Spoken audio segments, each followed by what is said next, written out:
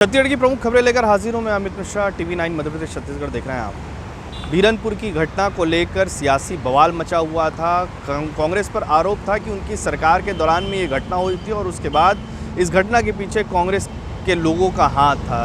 अब सीबीआई ने चार्जशीट पेश की है, जिसके बाद फिर से एक बार राजनीतिक तूल पकड़ता हुआ बीरनपुर का मामला सामने आ रहा है, जिसमें विधायक ईश्वर साहू के बेटे की हत्या कर दी गई थी। इसे सांप्रदायिक दंगा भी बताया गया था, सांप्रदायिक हिंसा भी बताई गई थी, षड्यंत्र बताया गया था। फिलहाल सीबीआई की चार्जशीट में किसी भी तरीके की किसी भी राजनीतिक व्यक्ति का नाम या पार्टी का नाम उस पर नहीं ले जाने को लेकर अब कांग्रेस ने सीधा आरोप लगाया है कि बीजेपी की ये कोशिश थी कि वो कांग्रेस को इस पर कांग्रेस का नाम लगातार लेती रही, कांग्रेस के खिलाफ लगातार वो माहौल बनाती रही और इसका फ़ायदा उन्होंने चुनाव में लिया है। इसके साथ में उन्होंने ये भी आरोप लगाया है कि जो तत्कालीन प्रदेश अध्यक्ष भाजपा के थे, उनकी तरफ से लगातार भाषण दिया जा रहा था, जिसको लेकर भीड़ जो है थी वो भड़क गई थी और भड़काऊ भाषण लगातार दिए जाने को लेकर अब उन पर कार्रवाई की बात भी कही है। फिलहाल बीरनपुर मामले को लेकर अब भी जो राजनीति है, सीबीआई के चार्जशीट में स्पष्ट लिखा हुआ है कि कोई राजनीतिक षड्यंत्र नहीं था और जो पुलिस की कार्रवाई थी वो सही थी।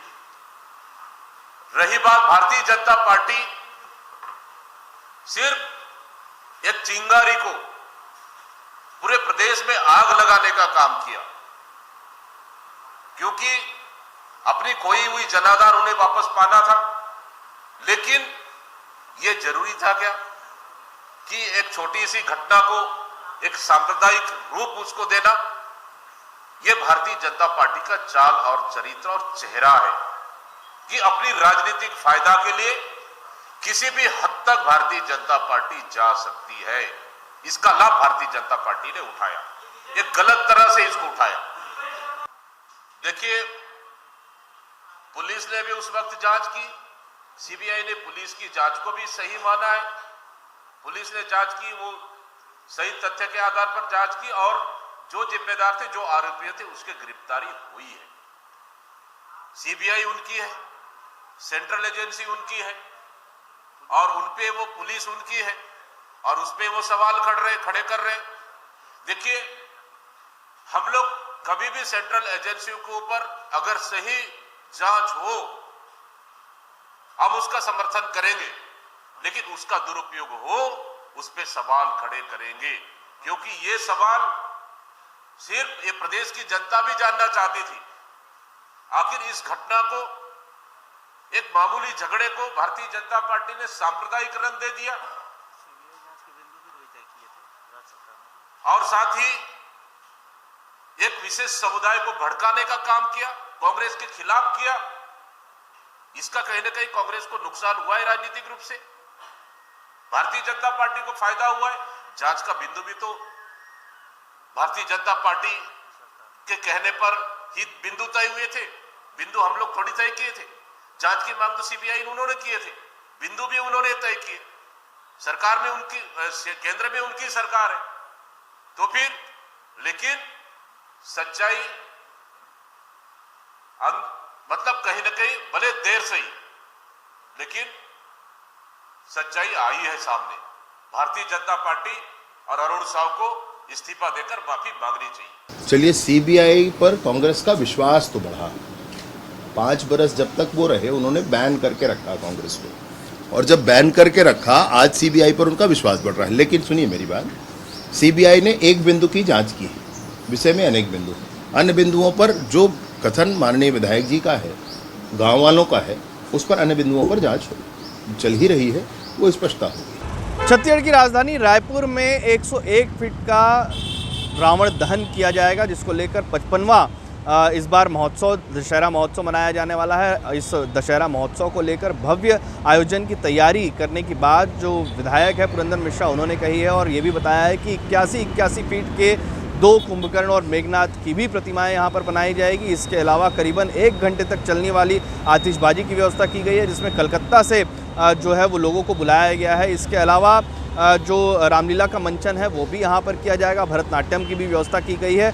लाखों लोग दशहरा उत्सव को देखने के लिए छत्तीसगढ़ के राजधानी रायपुर पहुँचते हैं और इस दशहरा उत्सव को लेकर विशेष आकर्षण आतिशबाजियाँ होती है और इसके साथ में ही जो रावण की मूर्ति है, रावण दहन और रामलीला भी होता है, तो इसको लेकर विशेष व्यवस्थाओं का जिक्र यहाँ पर किया गया है। दिलचस्प होगा कि इस बार का रावण दहन किस तरीके से राजधानी रायपुर में किया जा रहा है। अगली खबर भी छत्तीसगढ़ की राजधानी रायपुर से है। कमिश्नरेट सिस्टम लागू करने की बात मुख्यमंत्री विष्णुदेव साय ने घोषणा के तौर पर 15 अगस्त को किया था। उस दौरान के बाद से लेकर अब तक इसी बात को लेकर चर्चा है कि कमिश्नरेट बहुत जल्द छत्तीसगढ़ की राजधानी रायपुर में लागू कर दिया जाएगा। विजय शर्मा ने साफ तौर पर कहा है कि ड्राफ्टिंग इसकी चल रही है। ड्राफ्टिंग जैसे ही पूरी होती है उसके बाद इसको लेकर घोषणा भी कर दी जाएगी कि आज से कमिश्नरेट सिस्टम लागू हो सकता है। ये घोषणा अभी होने में फिलहाल वक्त बाकी है, लेकिन इसको लेकर सबकी निगाहें टिकी हुई है। छत्तीसगढ़ की राजधानी रायपुर में लगातार हो रही क्राइम की घटनाओं के साथ में लॉ एंड ऑर्डर की स्थितियों को देखते हुए कमिश्नरेट सिस्टम लागू करने का जो फैसला है वो भाजपा की सरकार ने लिया है। सबकी निगाहें टिकी हुई है कि कब तक इस फैसले को छत्तीसगढ़ की राजधानी रायपुर में लागू किया जाता है। छत्तीसगढ़ से अगली खबर भी राजधानी रायपुर से है, जहाँ पर एक युवक और युवती के बीच में प्रेगनेंसी मामले को लेकर विवाद हुआ और जिसके बाद युवती ने युवक की हत्या कर दी। युवती नाबालिग बताई जा रही है। लगातार 3 सालों से दोनों के बीच में प्रेम संबंध था। मोहम्मद सद्दाम मृतक है, जिसकी हत्या एक होटल के कमरे में कर दी गई। युवती ने उस होटल में पहले सद्दाम के साथ वो युवती होटल में रहने के लिए पहुंचती है और उसके बाद उन दोनों के बीच में विवाद होता है। विवाद के बाद युवती के द्वारा उसकी हत्या कर दी जाती है और हत्या करने के बाद युवती बिलासपुर अपने घर पहुंच जाती है। वहां जाकर अपने परिजनों को जब पूरी बात बताती है तब इस मामले का खुलासा होता है। फिलहाल पुलिस ने जो नाबालिग है उसे गिरफ्तार भी कर लिया है। इसके साथ में जो कार्रवाई है वो भी यहाँ पर की जा रही है। बताया जा रहा है कि दोनों के बीच प्रेम संबंध था और इसको लेकर लगातार वो होटलों में मिला करते थे।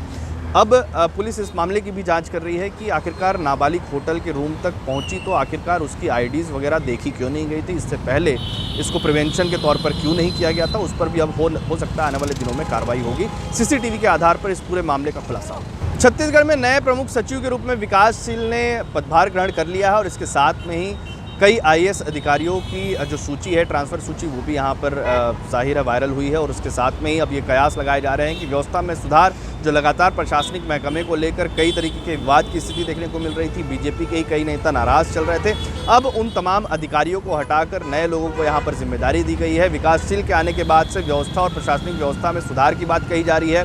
सरकार के साथ में संगठन के बीच में तालमेल की भी बात यहाँ पर कही जा रही है। अब ये देखना दिलचस्प होगा कि इस बदलाव से क्या भाजपा की सरकार के साथ में प्रशासनिक व्यवस्था में कोई सुधार आता है, नाराज़ लोगों की जो नाराज़गी है वो क्या दूर हो पाती है और अधिकारियों के कार्यकाल को लेकर लगातार जो सवाल उठ रहे थे कि कई अधिकारी भ्रष्ट हैं, कुछ अधिकारियों पर लगातार आरोप लगे हैं, कई अधिकारियों पर जांच चल रही है, क्या उन पर कार्रवाई होगी। विकासशील ने भी इस बारे में कहा है कि आने वाले दिनों में अगर वो पुख्ता सबूत के साथ में पाए जाते हैं तो उन पर भी कार्रवाई की जाएगी। अगर किसी अन्य अधिकारी के ऊपर भी आरोप लगते हैं तो उन पर भी कार्रवाई हो सकती है।